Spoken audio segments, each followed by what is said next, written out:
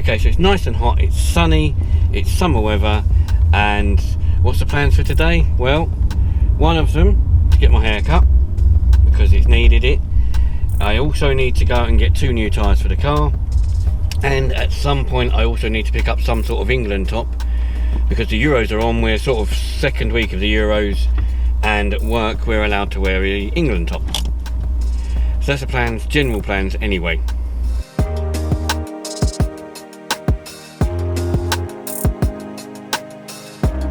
So the last time my hair was done was back here, about a month and a half, maybe 2 months ago, and that was me doing it myself with a shaver or trimmer and cutting it all off.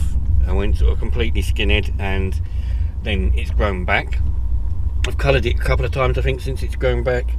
This is the first time I'm actually going to get it cut properly at a hairdresser's. Same hairdressers I always go to, Prince in Cliftonville, but I'm not so sure what I want to do with it afterwards. Do I fancy growing it out and just going back to some sort of black stroke, half grey, bit black? Or do I recolour it? Do I colour it with a slightly different colour, maybe a yellowy green? Or I'm not so sure. I've had a word with a few people coming into the shop and been talking to me about it and saying, you know, just keep it as it is. A few people said, why don't you go yellow? Very few people have actually said go back to black, but I don't know. I don't know if I'm fed up with it or not yet. Can't make up my mind.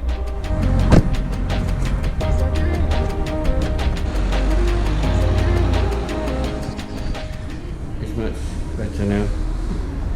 Thank you. So a little while ago I did say it was nice and sunny and bright, and now all of a sudden it's gone a bit overcast. But the hair's done. You know what, for a change, for a little while, for a few days at least anyway, and see how it goes, I'm going to leave it like this. So I'm actually going to keep it as it is. The green bit at the top I can't get rid of unless I really cut it really short, so I'm just going to keep it as it is for now, see how I like it. You never know. So whilst I'm waiting for my tyres to be done, have a wander around, have a look, end up with 2 dragons and 2 Tutankhamun behind me. Bit unusual, but something to do whilst you wait. Obviously not so happy because it's going to cost me money, but you know.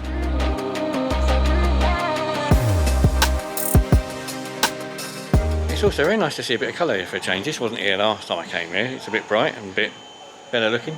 This whole place used to be a railway yard stroke railway shed for train repairs, as you can see by the edging along here and all these loading docks. So hair, tyres done. Now it's time to go and get into Sainsbury's or one of the other places and get a England t-shirt of some sort. So I've also managed to draw England in the work sweepstakes. You pull out of a hat, pull a team. I pulled out England. Don't think I'm going to win. One of my warehouse colleagues has pulled out Belgium. He's probably got more of a chance than I have.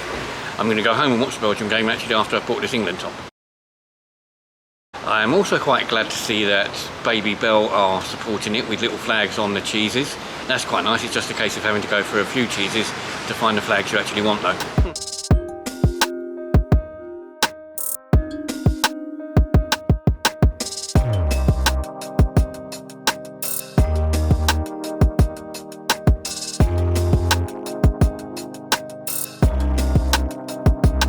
So eventually I went for the grey top instead of the red or the white. I think the grey will be different because other people probably got red or white.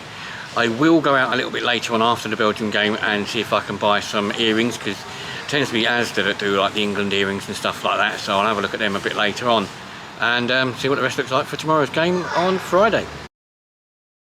Okay, so it wasn't exactly a spectacular game in the end. I didn't get the earrings either, if you notice. The England earrings I thought I was going to get in Asda. I tried Asda, Tesco's and Sainsbury's. Nobody had any, strange enough. So a load of other little knickknacks for England, but not any earrings, so that's a bit disappointing. The game itself wasn't exactly that spectacular. I did wear my top all day long. I have also got a lanyard with the George Cross on it. And the game sort of turned out pretty boring. It was a 0-0 draw. The Belgium game I watched last night was even more interesting, a lot better. Now, something else I was going to talk about in this video was Fitbit, or my Fitbit. For years, or for the last, I don't know, 5-6 years, I've been using the Fitbit Surge, which I mainly wear to bed. It's to sleep track, so keep an eye on my sleep, because I didn't think I was getting much. And it's got a GPS tracker built into it, so I could use it for when I go out on the bike, walks, and don't really do runs, but if I was to do a very light run maybe, I've been using this. The downside to it now is as it's getting older, it's not lasting as well on the battery as it used to, and it's not always connecting to the phone. So sometimes when I want to connect to the Fitbit track app, it doesn't always do it. You have to wait 3 or 4 times, or if to switch this off, or if to reset the phone. So it's not always connecting. So I've managed to pick up a replacement. That is this. This is a Fitbit Versa 2. Now I was going to show you this, hopefully. I was expecting today some straps to turn up for it. I've got 4 straps which I bought on Amazon. I think I've got grey, blue, black and green. I'm going to change it for a green one because the actual watch itself is a sort of copper rose as they call it. But this is the Versa 2. This has got a digital face, same as the other one, but it's a colour face and there's a lot more options on this one. So there's a lot more features, a lot more options. This one has supposedly got a 4 to 6 day battery life, and it's also waterproof. So this one you can take swimming if you want to. For me, again, it will be mainly worn at night for sleep tracking. It does say that you can use this for runs with GPS, but you have to use your phone. So you have to have your phone on you. The advantage of when I had the Surge, and using the Surge, you didn't have to have your phone with you. You could just set the tracker off, put it into GPS mode, it would find the satellites, and off you'd go. You wouldn't need to take your phone. Versa does need you to take your phone with you, but it does have built-in Wi-Fi. It does things like Alexa, music playing, that sort of stuff. There's a few other features. You can use it as a payment method if you wanted to use it for one of the Google Pays or something like that. Not that I will, because I said as a watch collector you don't tend to wear smart watches as such. You tend to wear other watches, and these are just sort of periphery things that are useful, as I said, if you're planning to do exercise or if you're using it at night. I did also buy for it a couple of accessories, or as I said, I got the straps coming, but I've also bought a dock for it because it didn't come with one, because you know me, I don't get these things brand new.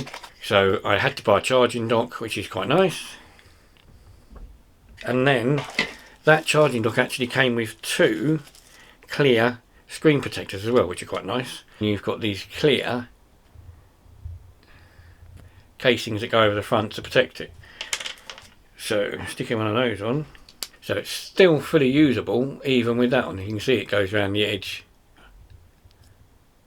but it's still usable as it should be, but you've now got a screen protector on it to stop it getting scratched, which would be quite nice. So I'm going to do a review with this as I do with my watches. So I'm going to do a watch review for this. I won't do all the features and everything. I'll go through some of the features. I'll do specification and sizes. There is a newer Versa 3 out, so this is quite old now, the Versa 2, although it's still available on their website. And I did once do a review of the Surge, but it was back when I was doing basic reviews at the start, and my reviews were very much all done in one take, and then sort of just edited, and I was going to post it like that. So I watched it back last night, realised that I'd never posted it because I couldn't be bothered. Didn't like the review because it was in one take, and there's lots of gaps and bits of me stuttering and sort of not knowing what words to say and stuff like that. So I'm going to redo the one for this, and I'll also do the one for this, which I'll probably release the one for this one before I do that one. But again, just for anybody who's thinking of buying one, it's always nice to have a little review to give you some idea of what they're like and what they do. And as far as the football goes for now, that's it.